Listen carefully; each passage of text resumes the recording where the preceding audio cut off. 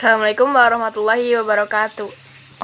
Saya Fatika Aulia Ardia Pramono, kelas 10 RPL 2. Nah, di sini saya mau mempresentasikan empat tokoh yang dimana ia adalah penjajah dari benua Eropa. Nah, yang pertama itu ada Christopher Columbus. Nah, Christopher Columbus ini adalah penjelajah berkebangsaan Italia. Namun semua penjelajahnya didanai dan dilakukan di bendera Spanyol. Nah, pada akhir abad ke-15 itu ia melakukan 4 kali penjelajahan melintasi Samudra Atlantik dari Spanyol. Tujuan dari pelayarannya adalah untuk menemukan rute dari Eropa ke Asia. Tetapi ia justru malah sampai di dunia baru dan kemudian disebut Amerika. Namanya mulai dikenal sebagai penemu benua Amerika, dan pelayarannya menandai bahwa abad kolonialisasi lintas Samudra Atlantik. Sejak ekspedisi Columbus, itu bangsa Eropa mulai mendatangi benua Amerika untuk membangun koloni. Dan yang kedua adalah Ferdinand Magellan.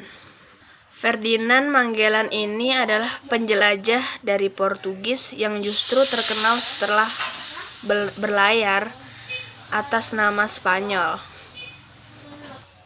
Pada awal abad ke-16, ia sempat ikut dalam pelayaran bangsa Portugis.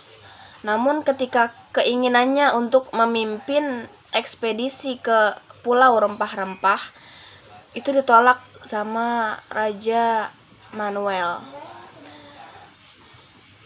Ia mulai berlayar di bawah bendera Spanyol.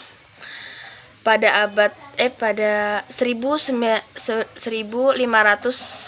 Masehi hingga saat ini, Magellan diakui sebagai orang pertama yang menjelajah dari Eropa ke arah barat, melayari Samudra Atlantik dan Pasifik hingga mencapai Asia.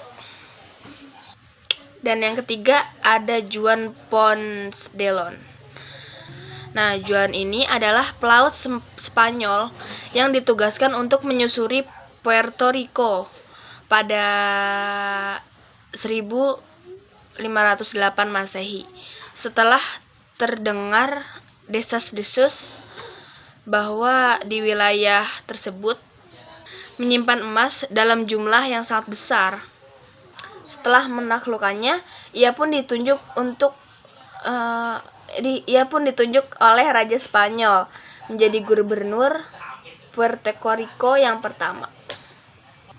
Sebagai orang yang pernah bertugas di Istana Aragon,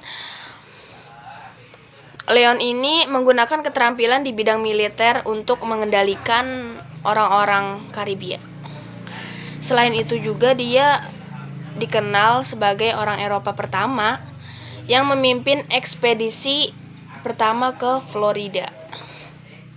Yang keempat ada Sebastian Elcano.